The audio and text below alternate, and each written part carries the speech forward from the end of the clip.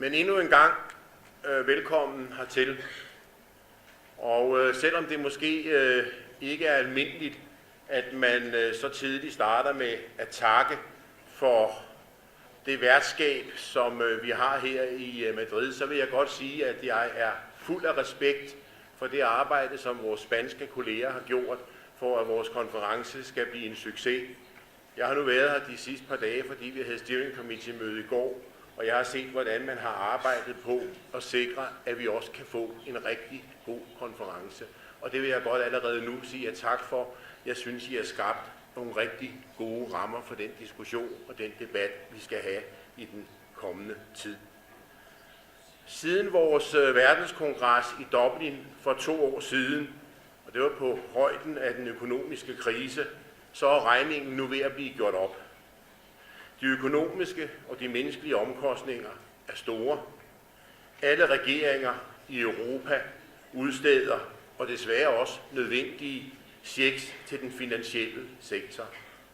Men det er de hårdt arbejdende, ganske almindelige mennesker, der skal betale regningen.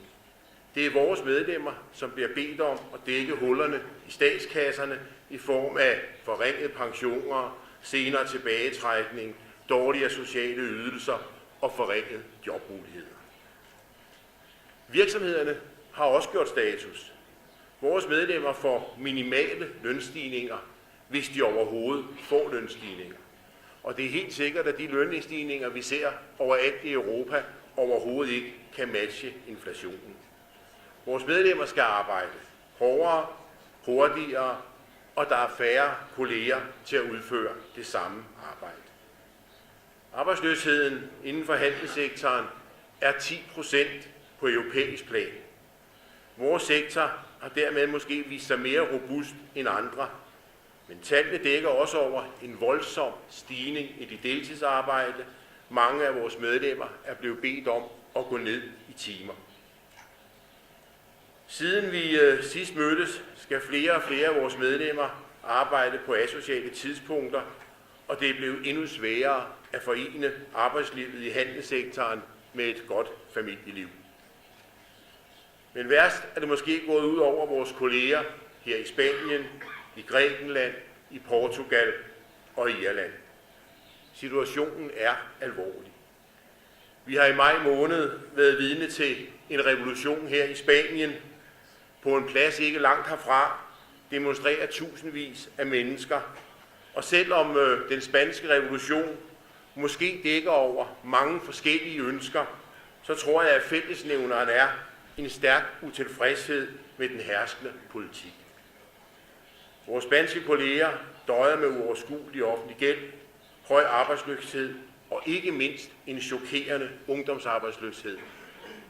Ungdomsarbejdsløsheden er eksploderet overalt i Europa, og vi risikerer at tabe en hel generation på gulvet. Men her i Spanien er næsten halvdelen af alle unge uden arbejde. Det vil vi på denne her kongres sætte fokus på, og vi vil blandt andet få besøg af nogle unge aktivister, når vi behandler den resolution, som sætter fokus på det her problem. Det er svigt af alle hårdt arbejdende lønmodtagere, og det er svigt af vores medlemmer. Her i Spanien har det medført en utilfredshed med politikerne. Det er gået ud over socialisterne. Desværre ser vi en tendens her, som vi oplever overalt i Europa, nemlig at den utilfredshed kommer de højre populistiske partier til gode. Det er bekymrende og noget, vi som fagforening skal modarbejde, og i vores arbejde vægter vi alles ret til en værdig tilværelse og et værdigt arbejdsliv. Det er i stigende grad svært at forene arbejdsliv og familieliv i handelssektoren. Vi ser en bølge af dereguleringer af reglerne omkring åbningstider overalt i Europa.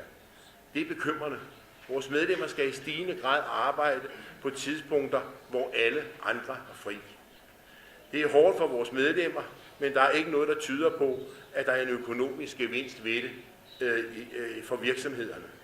Og her i Spanien har vi jo netop hørt vores 2 kolleger fortælle om den deregulering, som er tæt på at blive til politisk virkelighed.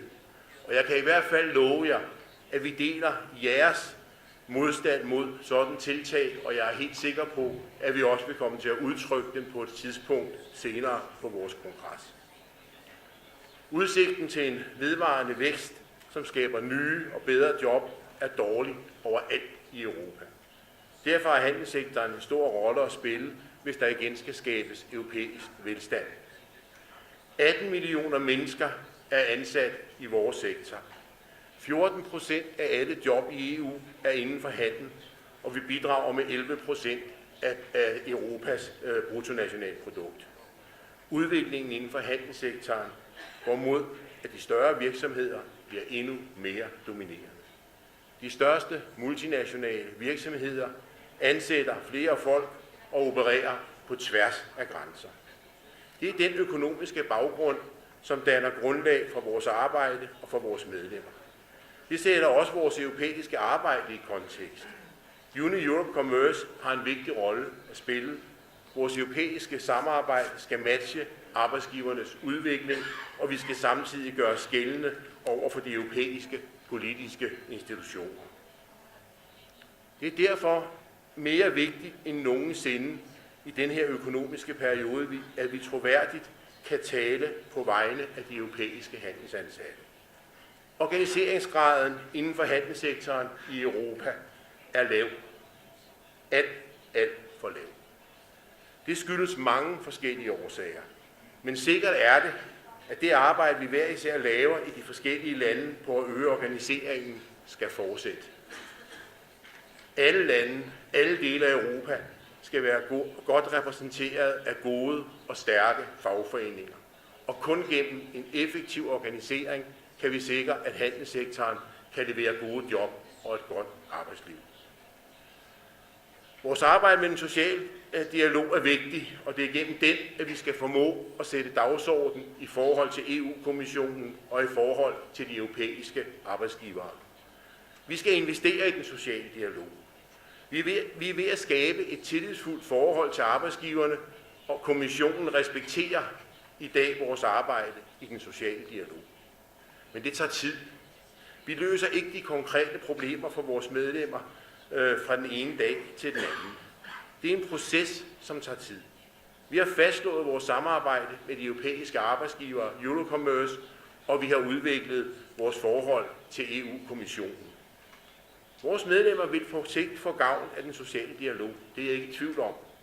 I takt med, at virksomhederne i stigende grad bliver multinationale, stiller det krav til os om, at vi kan sidde til bords og diskutere fælles problemer og fælles udfordringer.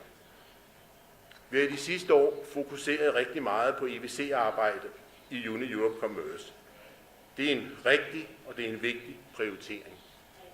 Det er en grundpil i vores arbejde og vores syn på samarbejde, at de ansatte har mulighed for at få medindflydelse i det arbejde. IVC'erne er samtidig tiltænkt en rolle, hvor virksomheder, som arbejder på tværs af grænserne, bliver mere bevidste om deres ansvar over for de ansatte. Vi skal fortsætte arbejdet med at oprette nye, med at udvikle eksisterende IVC'er. Uni Europe var meget aktiv i den europæiske lovgivningsproces med at ændre direktivet, som netop nu træder i kraft. Det er gennem IVC'erne, at arbejdet ansatte i multinationale kan videreformidle deres bekymring til en ledelse, de ellers aldrig ville få i tale. Vi har nu omkring 40 IVC'er inden for handelssektoren, og desværre er der alt for mange af dem, som ikke lever op til de forventninger, som de ansatte og vi har til dem.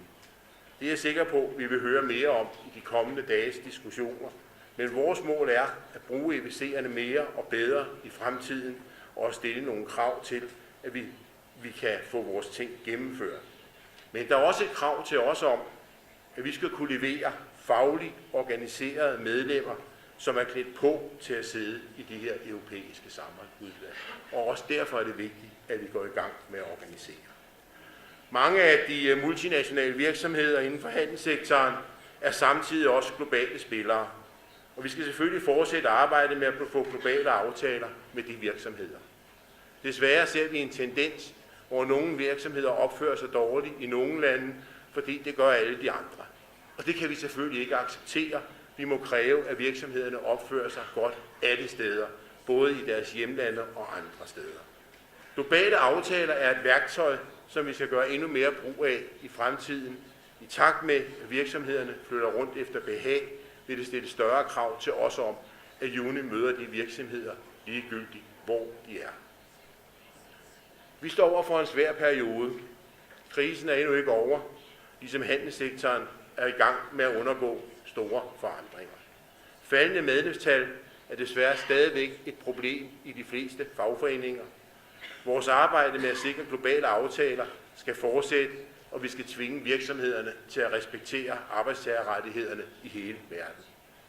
Den sociale dialog skal udbygges, den skal styrkes, og vi skal sikre, at det vi taler om, også bliver enige om, rent faktisk også bliver til noget.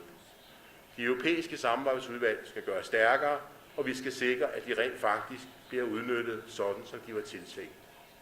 Kære delegerede, I har godt høre, at der er mange problemer, vi vil komme til at diskutere i den kommende tid. Jeg håber, vi får en god konference. De ansatte i handelssektoren har brug for stærke, faglige, nationale organisationer, og vi har også brug for et stærkt Uni Europe Commerce.